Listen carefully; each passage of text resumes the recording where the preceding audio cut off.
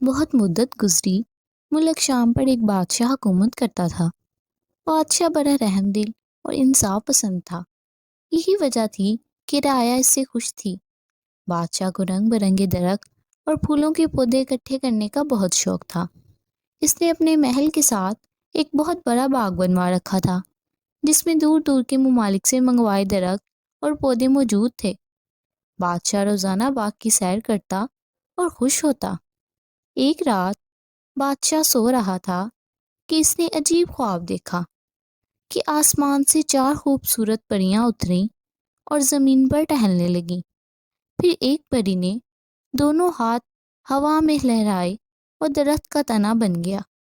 یہ تنا سونے کا تھا۔ اب دوسری پری نے ہاتھ لہرائے اور وہ درخت کی شاخیں بن گئی۔ یہ شاخیں چاندی کی تھیں۔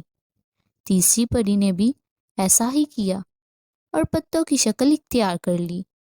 پتے ہیرے اور جواہرات کے تھے۔ تینوں پریوں کی جگہ اب ایک انتہائی خوبصورت درخت کھڑا تھا، جس کے ہیرے کے پتے آپس میں ٹکراتے تو بڑی دلکش آواز پیدا ہوتی۔ اب چوتھی پری کی باری تھی۔ اس نے ہاتھ لہرائے اور سنہری سیب بن کر شاخوں سے لٹکنے لگی۔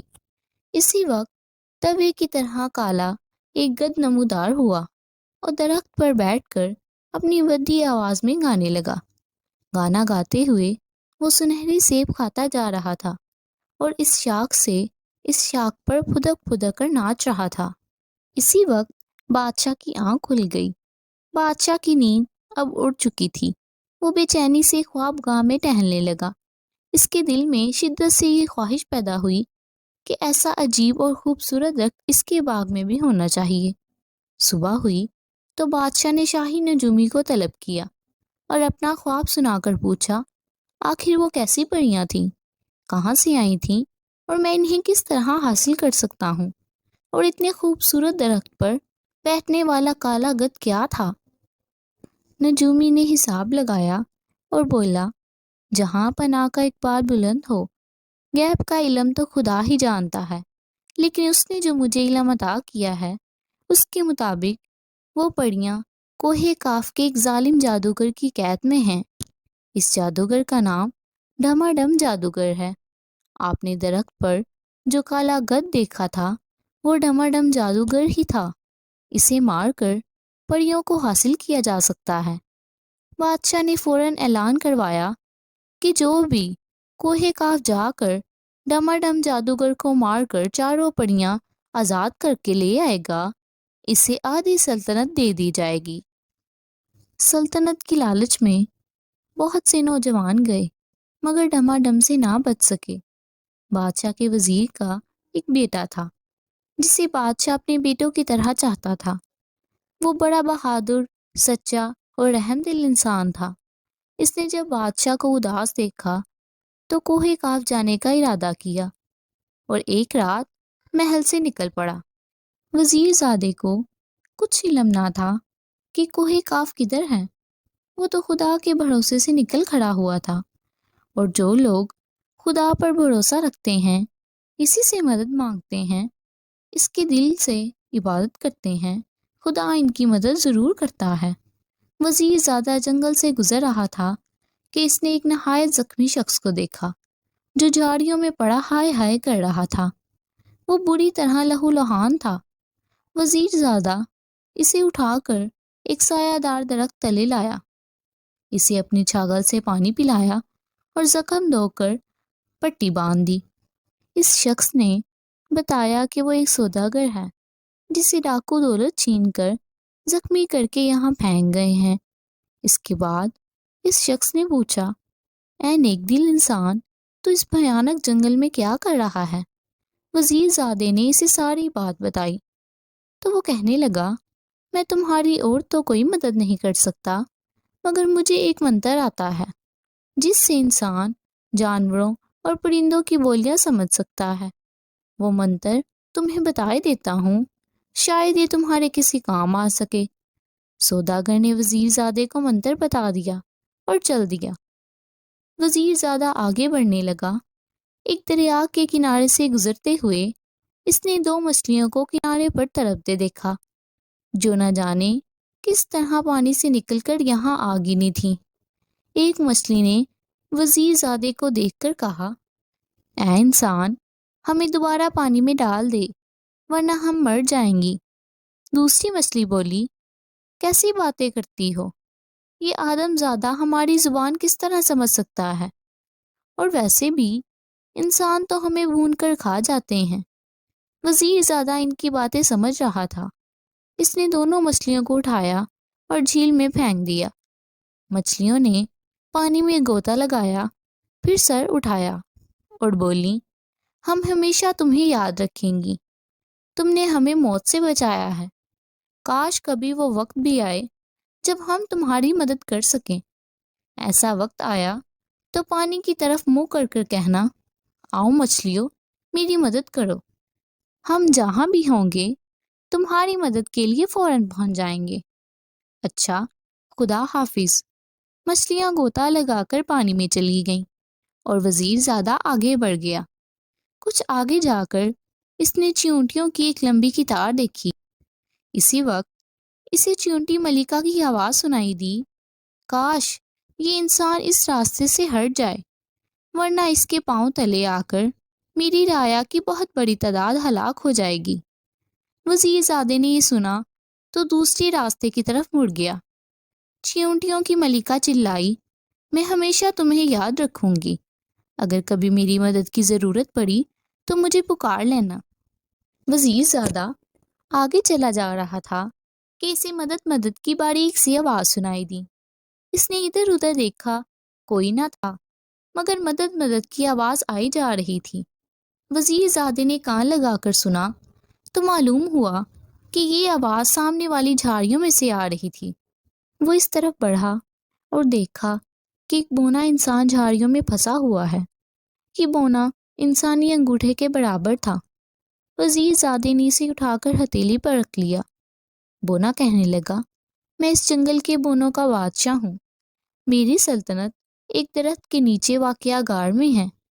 آج میں غار سے باہر نکل کر سیر کر رہا تھا کہ ایک چیل نے جھپٹا مارا اور مجھے پنجوں میں دبوچ کر لے اڑی۔ میں نے شور مچایا تو جھیل نے گھبرا کر مجھے چھوڑ دیا اور میں ان جھاڑیوں میں آ گرا۔ میں یہاں سے خود نہیں نکل سکتا تھا۔ شکر ہے کہ تم آ گئے اور میری مدد کی۔ کیا میں تمہارے کسی کام آ سکتا ہوں؟ وزیر زادے نے اسے بات بتائی تو وہ کہنے لگا، اس ڈھماڈم کی ایسی تیسی، میں تمہیں ایک چادر دوں گا۔ اس چادر کی خاصیت یہ ہے کہ اسے اوڑھ لیا جائے تو انسان سب کی نظروں سے اوجھل ہو جاتا ہے۔ یہ کئی 100 سال سے ہمارے شاہی خاندان کی ملکیت ہے۔ آؤ میرے ساتھ چلو۔ وزیر زادہ چل پڑا۔ وہ ایک گھنے درخت تلے پہنچے تو بونا بادشاہ اپنی سلطنت میں چلا گیا، اور جب واپس آیا تو اس کے ساتھ کئی بونے تھے جنہوں نے طلسمی چادر اٹھا رکھی تھی۔ یہ چادر رومال کے برابر تھی۔ وزیر زادے نے اسے لے کر جیب میں رکھ لیا۔ بونے بادشاہ نے ہی اسے کوہ کاف کا پتہ بتایا۔ منزلوں پر منزلیں طے کرتا، مشکلات کا مقابلہ کرتا، وزیر زادہ کوہ کاف جا پہنچا۔ یہاں ایک عظیم الشان محل تھا جس کے سامنے 2 جن پہرا دے رہے تھے۔ وزیر زادے نے فوراً بونوں والی چادر سر پر رکھ لی تاکہ جن اسے دیکھ نہ سکے، اور وہ اطمینان سے محل میں داخل ہو گیا۔ یہ ڈھماڈم جادوگر کا محل تھا۔ جو ہی وزیر زادہ محل میں داخل ہوا تو جادو کی منا چلانے لگی، ڈھماڈم، ہوشیار، خبردار، محل میں باہر کا کوئی آدمی گھس آیا ہے، خبردار خبردار۔ ڈھماڈم اس وقت پلنگ پر سو رہا تھا۔ ہڑبڑا کر اٹھا، فوراً سامنے والی دیوار پر پھونک ماری۔ دیوار پر ایک کھوپڑی کی تصویر ابھر آئی جس کے منہ سے سرخ زبان لٹک رہی تھی۔ ڈھماڈم چلایا، مقدس کھوپڑی، کون ہے جو میرے محل میں گھس آیا ہے؟ وہ پہرے دار جنوں سے کس طرح بچ گیا؟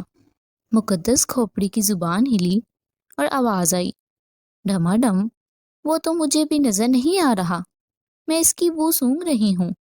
وہ کوئی آدم زادہ ہے مگر اس کے پاس کوئی پراسرار طاقت ہے، تبھی تو وہ مجھے نظر نہیں آ رہا۔ डमाडम जादूगर ने अपने गंजे सर पर 2 हथर मारा, उछलकर छत को हाथ लगाया और कलाबाजी खाकर बोला, मैं इसे तबाह व बर्बाद कर दूंगा। वो मेरी ताकत का मुकाबला नहीं कर सकता। इतनी देर में वजीर ज़्यादा जादूगर के कमरे में दाखिल हो चुका था। जादूगर कोई मंत्र पढ़ने में मसरूफ था। वजीर ज़ादे ने देखा कि पास ही कई पिंजरे पड़े हैं। इनमें चूहे, मेंढक, खरगोश बंद थे। शायद जादूगर इनका खून जादू बनाने में इस्तेमाल करता था। वजीर ज़ादे ने चुपके से आगे बढ़कर एक पिंजरा खोला और एक चूहा पकड़ लिया। आगे बढ़कर जादूगर की चमकती टीन पर एक जोरदार चपट लगाई। जादूगर बौखलाकर इधर उधर देखने लगा। इस वक्त वजीर ज़ादे ने चूहा जादूगर की कमीज में डाल दिया। चूहा कमीज में उछलने कूदने लगा। जादूगर बौखलाकर घबरा गया। इसके मुंह से ऐसी अजीबोगरीब आवाजें निकलने लगीं जैसे कुत्ता बिल्ली जगर रहे हों। इधर वजीर ज़ादा जादूगर को मारने में मसरूफ था। ऊपर से थप्पड़, नीचे से चूहे का नाच। जादूगर की समझ में नहीं आ रहा था कि वो क्या करे। वो सब मंतर भूल गया और बुरी तरह उछलता हुआ हाय हाय कर रहा था। जादूगर के चेले चांटे आवाजें सुनकर भागे आए और अपने उस्ताद का ये हशर देखकर इनकी आंखें हैरत से फटने लगीं। वजीर ज़ादे ने डरावनी आवाज बनाकर कहा, सब भाग जाओ वरना मैं तुम्हें मार डालूंगा, और एक जोर का कहकहा लगाया। जादूगर के चेलों ने जब ये भयानक आवाज सुनी तो इनके हाथ पांव फूल गए कि जिस बला ने इनके उस्ताद का ये हाल कर दिया है वो इन्हें तो कच्चा चबा जाएगा। वो सर पर पांव रखकर भाग निकले। इसी दौरान चूहा जादूगर की कमीज से निकलकर नीचे गिर गया था, लेकिन वजीर ज़ादा मुसलसल जादूगर को मारे जा रहा था। अब वजीर ज़ादे ने खंजर निकालकर जादूगर के सीने में घोंप दिया। जादूगर के हलक से एक जोरदार चीख निकली और वो तड़प तड़प कर हलाक हो गया। चारों परियां अब आज़ाद हो चुकी थीं। शहजादे ने तिलिस्मी चादर सर से उतारी और इनके सामने जाहिर हो गया। इन्हें सारी कहानी सुनाई तो वो बड़ी शुक्रगुजार हुई।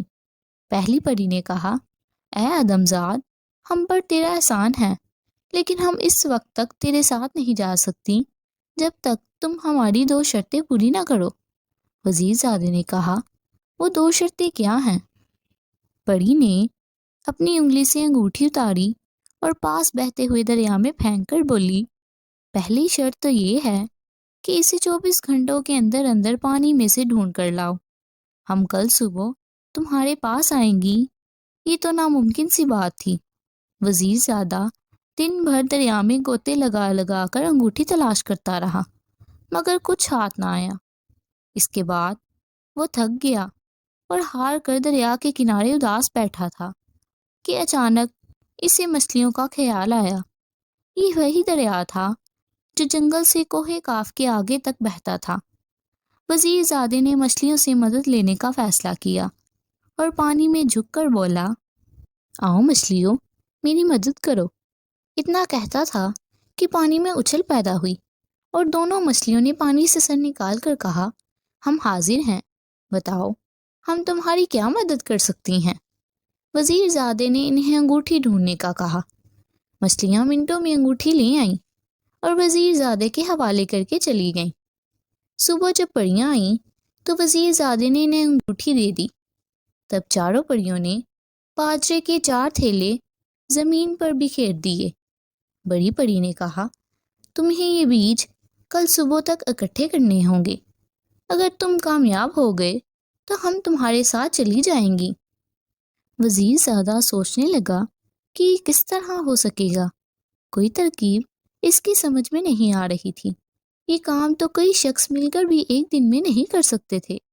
वजीर ज़्यादा ये सोचकर उदास हो गया और ये वो शर्त पूरी नहीं कर सकेगा और वो नाकाम ही वापस चला जाएगा। यकायक वजीर ज़्यादा उछल पड़ा। इसे चींटियों की मलिका याद आ गई। वो यकीनन अपनी रियाया के साथ मिलकर ये काम कर सकती थी। वजीर ज़ादे ने जंगल की तरफ मुंह करके कहा, आओ चींटियों, मेरी मदद करो। کچھ ہی دیر بعد چیونٹیوں کی ایک بڑی فوج آتی دکھائی دی۔ ان کے آگے ملکہ چیونٹی تھی۔ اس نے کہا، تم نے ہمیں پکارا، ہم آ گئیں، بتاؤ ہمارے لیے کیا حکم ہے؟ وزیر زادے نے کہا، مجھے باجے کے یہ تمام بیج اکٹھے کر دو۔ ارے یہ بھی کوئی کام ہے؟ چیونٹی ملکہ نے ہنس کر کہا اور اپنی تمام رعایا سمیت کام میں لگ گئی۔ چند گھنٹوں میں انہوں نے باجے کے تمام بیج اکٹھے کر دیے اور چلی گئیں۔ اگلے دن سورج طلوع ہوا تو چاروں پریاں آئیں۔ بیج اکٹھے دیکھ کر وہ بڑی حیران ہوئیں۔ وزیر زادے نے ان کی ساری شرطیں پوری کر دی تھیں، چنانچہ وہ اس کے ساتھ چلنے پر رضامند ہو گئیں۔ پریوں نے وزیر زادے کو اٹھایا اور اڑتی ہوئی ملک شام پہنچ گئیں۔ بڑے دربار میں چاروں پریوں نے مل کر درخت کا روپ دھار لیا تو بادشاہ بے حد خوش ہوا اور وعدے کے مطابق آدھی سلطنت وزیر زادے کو دے دی۔